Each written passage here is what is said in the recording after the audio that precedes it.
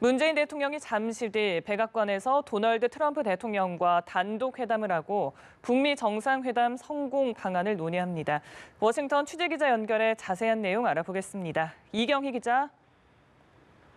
네, 문재인 대통령과 도널드 트럼프 미국 대통령은 잠시 뒤 백악관에서 배석자 없이 단독으로 만납니다. 사전에 조율된 시나리오가 없는 파격 회담인데요. 그렇기 때문에 두 정상이 어떤 말을 주고받을지 몇 시간이나 논의할지 가늠하기가 어려운 상황입니다.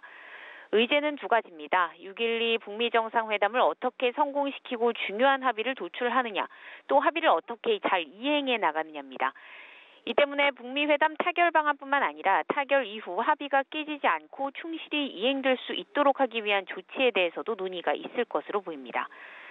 청와대는 북한이 우리가 원하는 방향으로 나올 수 있도록 어떻게 협력해 나갈지, 어떤 것을 해줘야 할지 얘기가 많이 있을 것으로 기대한다고 밝혀서 완전한 비핵화에 상응하는 체제 보장, 경제 보상 방안에 대한 논의가 있을 것이라는 점을 시사했습니다. 네, 그리고 문재인 대통령이 앞서 폼페이오 국무장관과 존 볼턴 백악관 안보보좌관과 면담에서 이번엔 과거와는 차원이 다른 협상이라는 점을 강조했다고 하는데요. 일각에서 나오는 회의론을 의식한 조치로 해석할 수 있을 것 같습니다. 그렇습니다. 문 대통령은 회담에 앞서 영빈관에서 폼페이오 국무장관과 존 볼턴 백악관 안보보좌관을 50분간 면담했습니다. 문 대통령은 최근 북한이 보여준 행동에도 불구하고 북미 정상회담의 성공을 위한 김정은 위원장의 의지 역시 분명하다고 평가하고 전례 없는 한반도 비핵화, 항구적 평화 구축 기회를 놓쳐선 안 된다고 당부했습니다.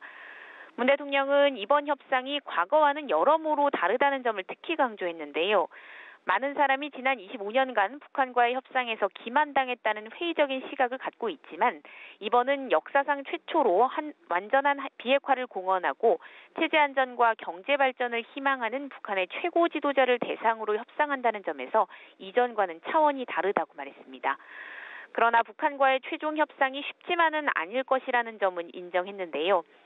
지난한 여정이 될 것이고 한미가 많은 인내심을 갖고 함께 고민해야 한다면서 트럼프 대통령이 쉽지 않은 과정을 넘어 전 세계의 희망의 새 시대를 여는 역사적 위협을 이루도록 잘 보좌해달라고 당부했습니다.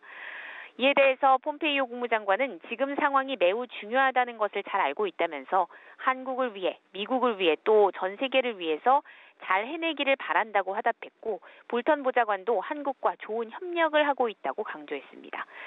지금까지 워싱턴에서 전해드렸습니다.